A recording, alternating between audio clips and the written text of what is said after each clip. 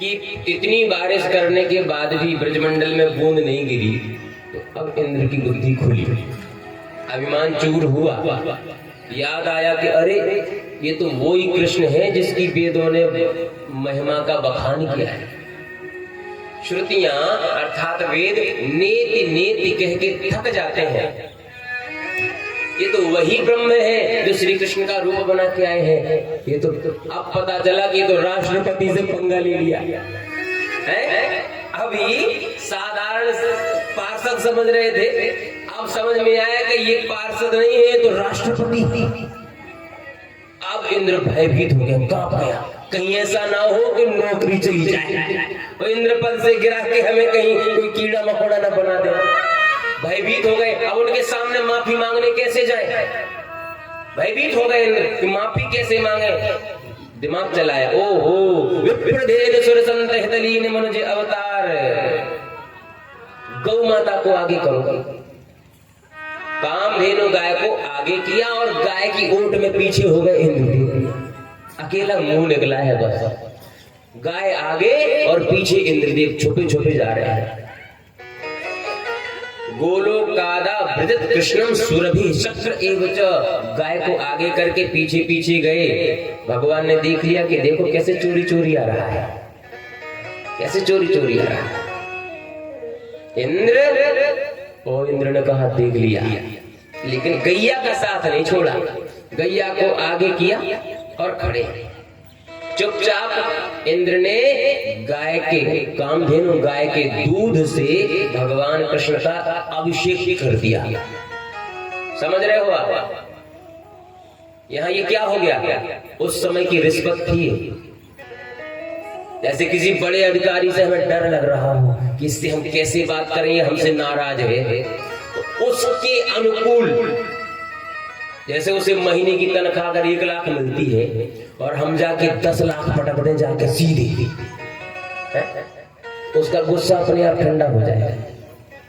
उस समय की रिश्वत मान लो आप कि तुरंत गौ माता जो भगवान को बहुत प्रिय है और उनका दूध अमृत के समान भगवान को प्रिय है और गौ सेवा करने के लिए ही इन्होंने जन्म लिया। गाय के दुग्ध से जैसे ही भगवान का अभिषेक किया, अब भगवान शांत हो गए, इतने में ही शांत हो गए। और इतना ही नहीं, अभिषेक करने के बाद हाथ जोड़ के प्रार्थना भी की, मतलब माफी भी मांगी, क्षमा भी मांगी। विशुद्ध सत्त्वं तव धाम शांतम तपोमयं ध्वस्तरजस्तमस्कं मायामयूयं गुण संप्रवाहो न विद्यते ते ग्रहणानुबंधः।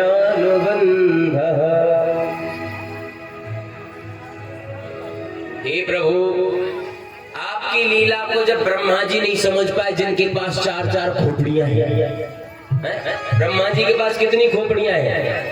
कितने सिर है ब्रह्मा जी के पास? 4।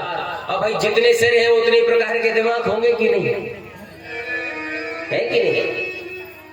बोले जब ब्रह्मा जी 4-4 खोपड़ी वाले होकर के आपकी माया को नहीं समझ पाते, तो हम अज्ञानी अहंकारी स्वर्ग का सुख भोगने वाले साधारण से प्राणी, हम आपकी लीला को कैसे समझ सकते हैं? हमें आप क्षमा कर दीजिए।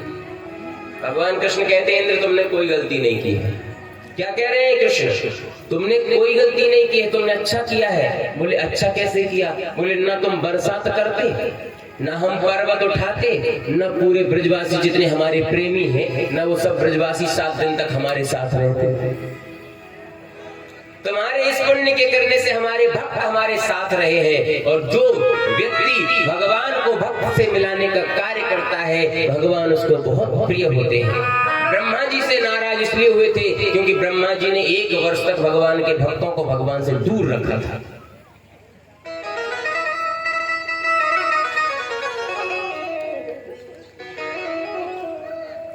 एक बार एकादशी की रात्रि में यमुना जी में स्नान किया नंद बाबा ने, वरुण देव के दूत हरण करके ले गए।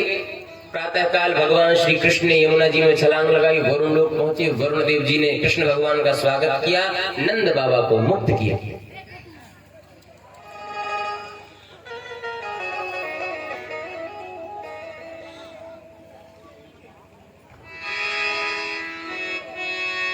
भगवान पिता रात्रि शरदो फुल्ल मल्लिका, भगवान पिता रात्रि शरदो फुल्ल मल्लिका, भगवान पिता रात्रि शरदो फुल्ल मल्लिका, वीक्षरन्तुं मनश्चक्रे, वीक्षरन्तुं मनश्चक्रे, योगमायामुपाश्रितः भगवान् पिता रात्रि शरदो फुल्लमल्लिका, भगवान् पिता रात्रि। आज शरद पूर्णिमा की रात्रि आ ही चुकी है, जिसका इंतजार 1 वर्ष से सभी गोपियों को था कि श्री कृष्ण ने हमें आश्वासन दिया था कि शरद पूर्णिमा की रात्रि को वो महाराज का आयोजन करेंगे। शरद पूर्णिमा की रात्रि यमुना किनारे पूर्ण चंद्रमा खिले हुए हैं, दिव्य कांति है, सारे पुष्प खिले हुए हैं। कन्हैया ने मुरली का वादन किया, कन्हैया ने बांसुरी का वादन किया।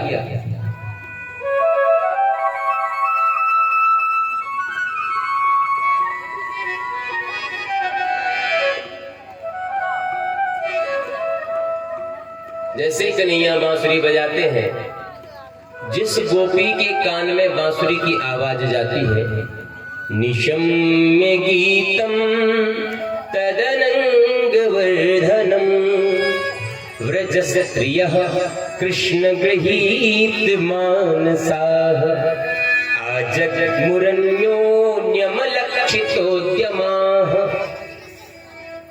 स यत्र कान्तो जवलोलकुण्डलः।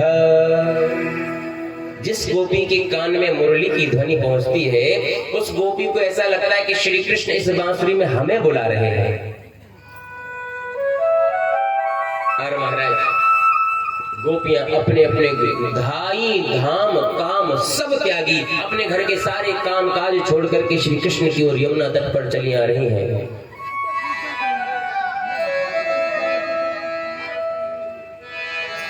घनश्याम तेरी बंसी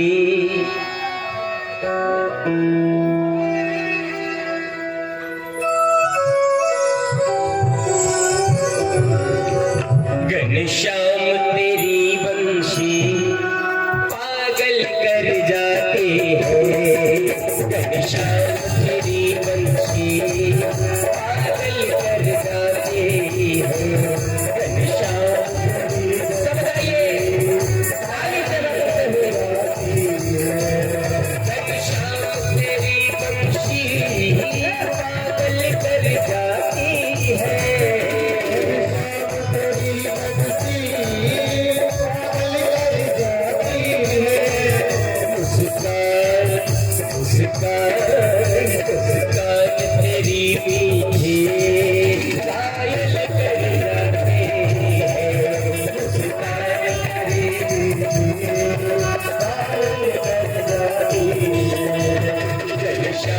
तेरी बंसी पागल कर जाती है।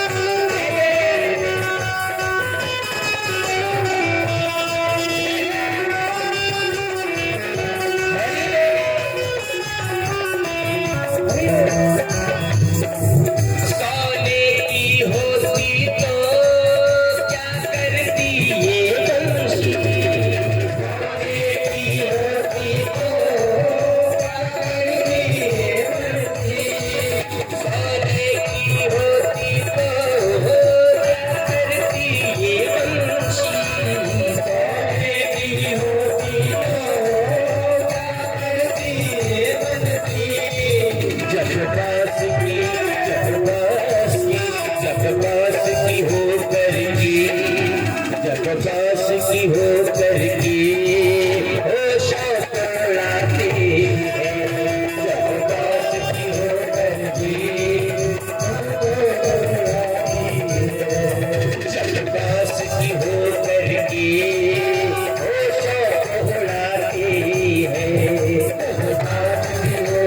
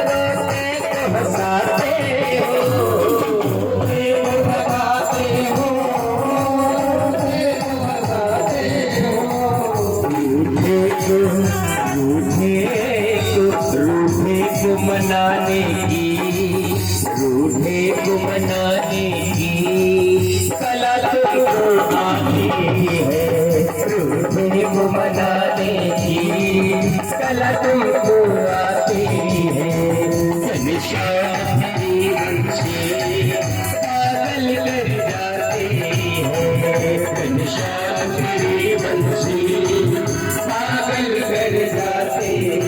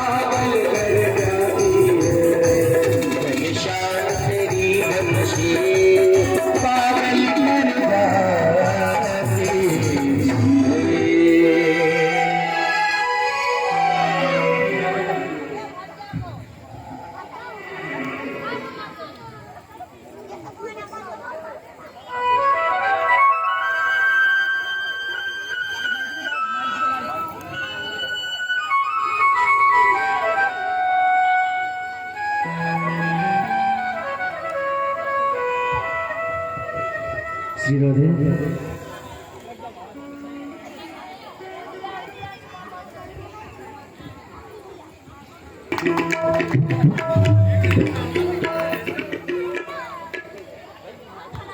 जोरदार ताली एक बार बड़ी बात की हमारी सरकार की जय।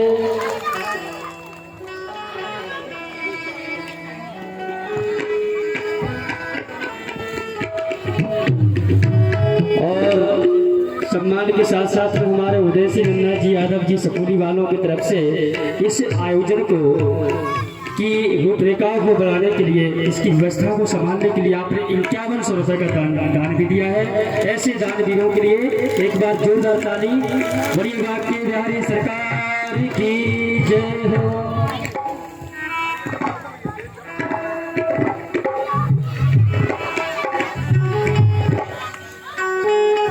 और भी जो भक्त हमारे इस आयोजन की रूपरेखा को आगे बढ़ाने के लिए दान अगर देना चाहते हैं, आज रुक्मणी परियण मंगल परिणय के उत्सव के उपलक्ष्य में तो आप हमारे पूज्य श्री त्यागी जी महाराज से संपर्क कर सकते हैं एवं कमेटी वालों से भी अपना नाम अंकित करवाएं। श्री राम।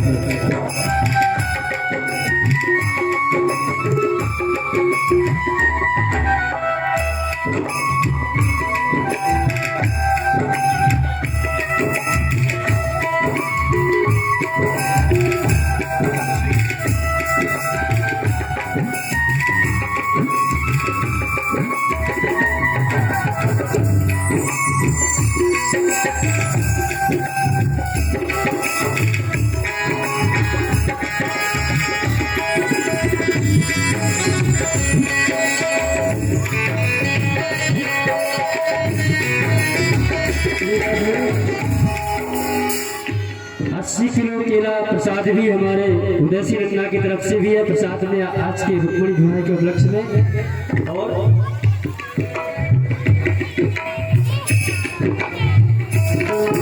और 10 किलो पूरी प्रसाद भी साथ में। जोरदार ताली एक बार। बड़ी बात की बिहारी सरकार की जय।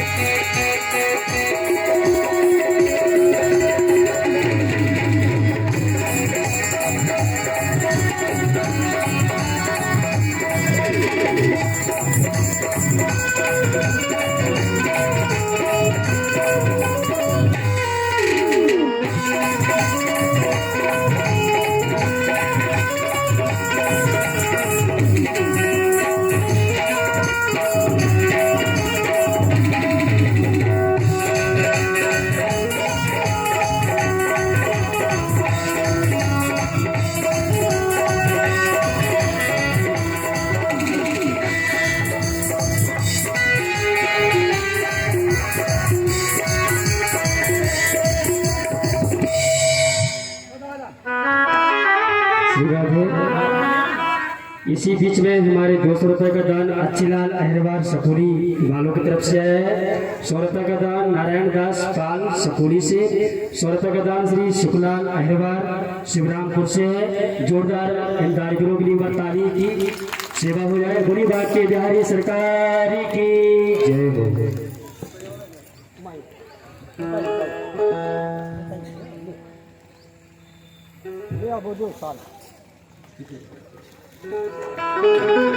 इसी बीच मध्य में 251 का दान श्री सुदामा प्रसाद राउत सकुली से भी है। इनके लिए भी जोरदार ताली एक बार बोलिए भाग्य बिहारी सरकार की।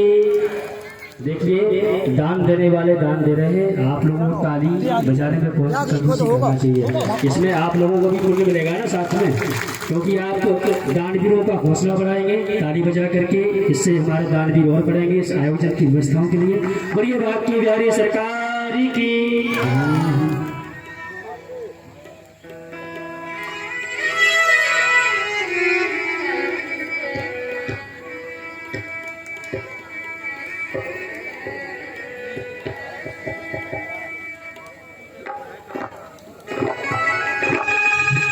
बोली मोर मुकुट बंसी वारे की नंद के दुलारे की।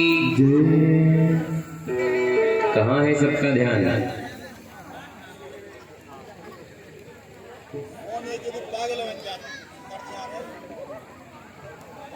घनश्याम तेरी बंसी पागल कर जाती है। पता है कैसे पागल होते हैं? पत्थर मारने वाले नहीं। पागल कई तरह के होते हैं। मीराबाई को भी पागल कहा है, रसखान रहीम को भी पागल कहा है। ठाकुर जी की बांसुरी को सुनकर के जो पागल होते हैं उनका आकर्षण ठाकुर जी के अलावा दूसरों से हट जाता है। उनका जो मन होता है वो सिर्फ अपने कान्हा की ओर आकर्षित होता है। सभी गोपियां कृष्ण की ओर चली जा रही हैं। दुहन्त्यो भी ययुः काश्चित् दोहं हित्वा समुत्सुका पयोरिषुत्य संज्ञाव मनुद्वास्या परा ययुः। एक गोपी गाय दोहने के लिए गई, उसने बछड़ा छोड़ दिया और जैसे ही गाय दोहने के लिए बैठी इतने में कान में बांसुरी की आवाज गई। कान में बांसुरी की आवाज गई तो बछड़े को छोटे छोड़ दिया, न दूध निकाला न कुछ। बछड़ा दूध ही पी रहा है, ये चल दी कृष्ण की ओर।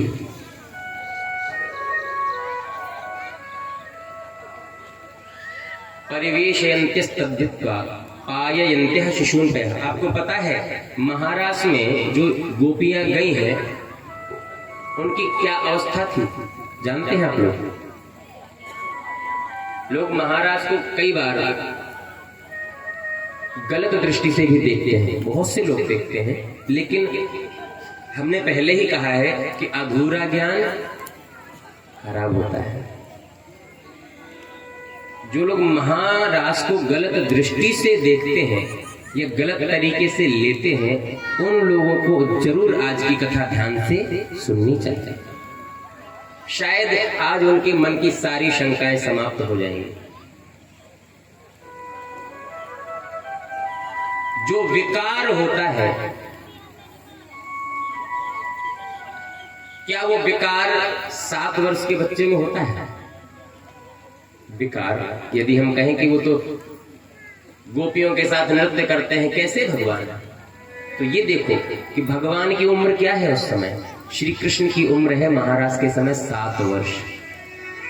जब गिरिराज पर्वत उठाया उसके तुरंत बाद महाराज में, तो 7 वर्ष की उम्र है भगवान श्री कृष्ण की। और गोपियां कौन है आपको पता है? पाययन्त्यः शिशून् पयः। बोले एक गोपी अपने बच्चे को दूध पिला रही थी। इसका अर्थ आप क्या लगाओगे? बच्चों वाली गोपियां भी थी, विवाहिता, शादीशुदा। एक गोपी अपने बच्चे को स्तनपान करा रही थी और कान में गई बांसुरी की आवाज। जैसे ही बांसुरी की आवाज गई तो अंदर से आकर्षण हुआ, खिंचाव हुआ, उसका जो दिमाग है वो बंद हो गया, सीधा सीधा सीधी सीधी बात। कान में जैसे ही बांसुरी की आवाज गई उसका दिमाग, उसकी बुद्धि पे ताले पड़ गए, वो सब भूल गए कि हम कौन है, कहाँ है, और उसका जो हृदय है, जो आत्मा है, वो एक्टिवेट हो गया और उसकी आत्मा का आकर्षण हुआ परमात्मा की ओर। आत्मा का आकर्षण हुआ परमात्मा की ओर। मानो कि एक परमात्मा अपनी आत्मा को वापस खींच रहा है, अपनी ओर खींच रहा है। क्या हुआ? जब स्तनपान कराने वाली उस गोपी के कान में बांसुरी की आवाज गई, तुरंत अपने बच्चे को गोदी से उतार के नीचे लिटा दिया और जैसी थी वैसे ही उठ धाई, अर्थात उसने अपने वस्त्र भी नहीं संभाले। जी हाँ, जो गोपी अपने बच्चे को स्तनपान करा रही थी, उस गोपी ने अपने वस्त्र नहीं संभाले। जिस अवस्था में बच्चे को स्तनपान करा रही थी, उसी अवस्था में चल दी कृष्ण के पास। इसे आप क्या सोचोगे? क्या उस गोपी के मन में कोई गलत भावना होगी? अगर उस समय गोपी के मन में गलत भावना होती तो सबसे पहले तो अच्छे अच्छे वस्त्र पहनती, सजती, संवरती, 10 बार दर्पण के सामने मटकती, उसके बाद जाती कृष्ण के पास। लेकिन नहीं, यहाँ तो जैसी थी वैसे ही उठ धाई, जिस अवस्था में थी उसी अवस्था में श्री कृष्ण के पास चल दी। शुश्रूषन्त्यः पतीन् काश्चिन् स्नन्त्योपास्य भोजनम्। एक गोपी अपने पति को भोजन परोस रही थी। बड़े ध्यान से सुनना, अपने पति को भोजन परोस रही थी।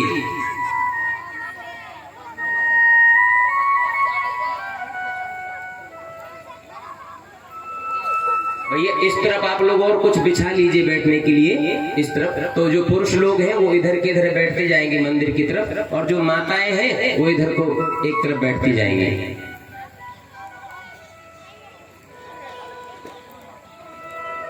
अच्छा, कल ये टेंट और बढ़ गया क्या महाराज जी? कल बढ़ गया टेंट?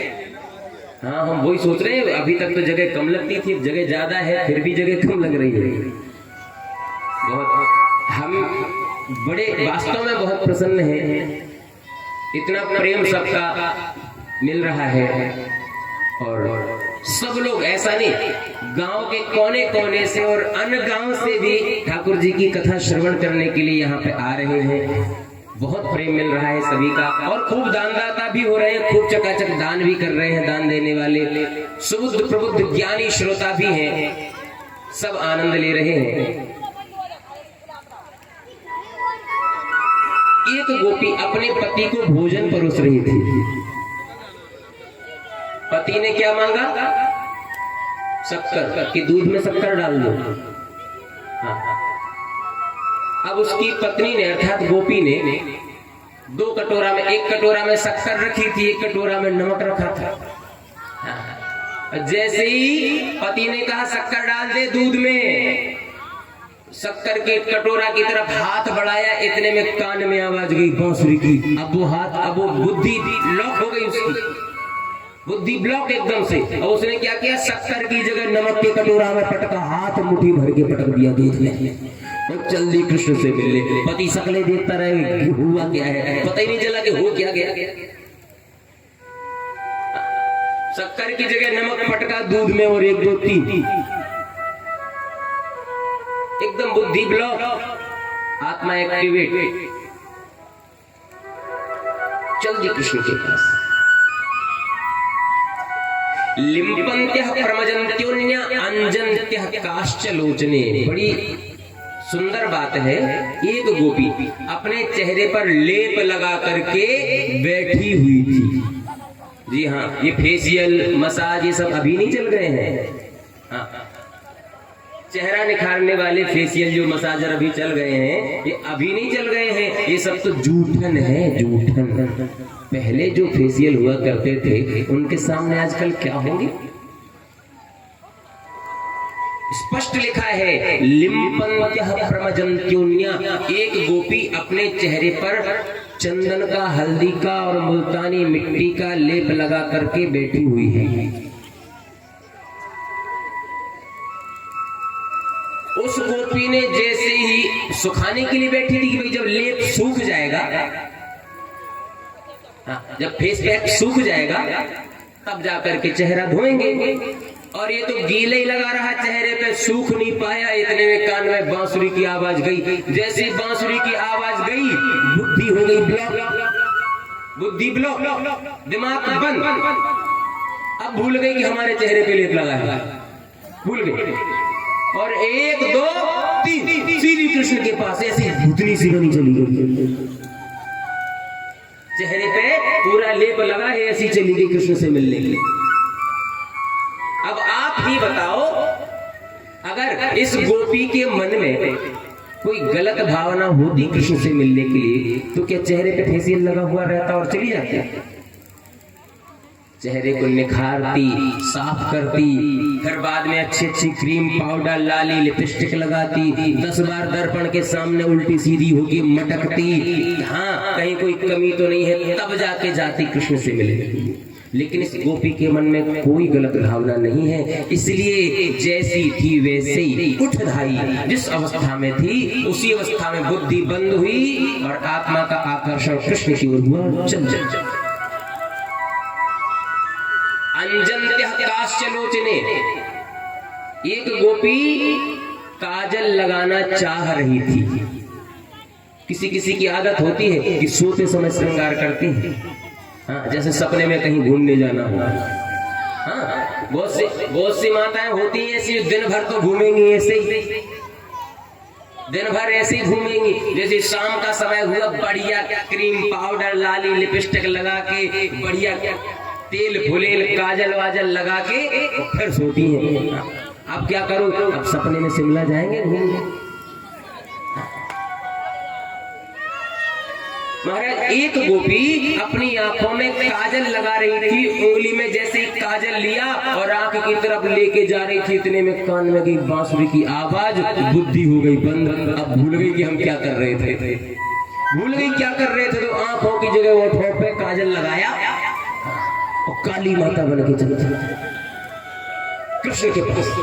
एक गोपी लाली लगा रही थी, होठों के लिए लाली। जी हाँ, ये लाली लिपस्टिक नहीं जिनमें ये खून वून मिले रहते हैं, ये सब नहीं, सात्विक लाली, बढ़िया गुलाब के पंखों की पत्तियों से बनी हुई लाली, केसर की स्याही से बनी हुई लाली तैयार की हुई थी, और उसे अपनी उंगली में लिया होठों में लगाने के लिए। जैसी उंगली को लेकर के उस लाली को होठों की तरफ ले जा रही थी, इतने में गई कान में बांसुरी की आवाज, बुद्धि हो गई ब्लॉक, दिमाग बंद। दिमाग बंद तो ओठ की जगह आंखों के ऊपर एक ही आंख में घुमाया, भूल गई, एक ही आंख में लाली घुमाई और काली बन के चल दी।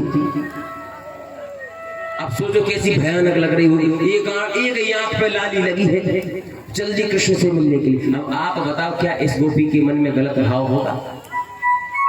कौन है जो ये कहता है कि महाराज गलत है, या महाराज से लोगों को गलत संदेश जाता है?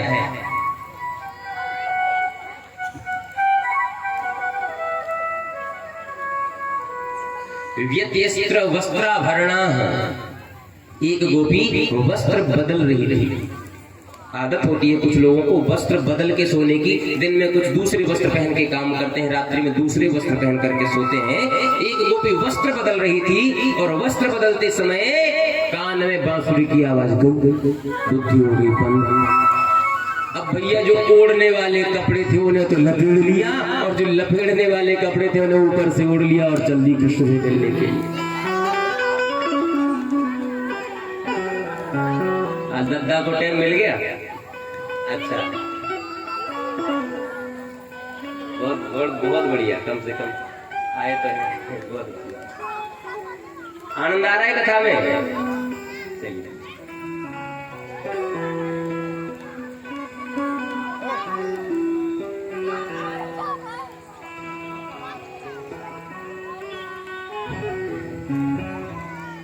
अंतर्ग्रह गता काश्चित गोप्यो लब्ध विनिर्गमा। एक गोपी जब भगवान की बांसुरी की आवाज सुन के जाने लगी तो उसका पति थोड़ा सा हट्टा कट्टा था, हमारे परीक्षित जी जैसा।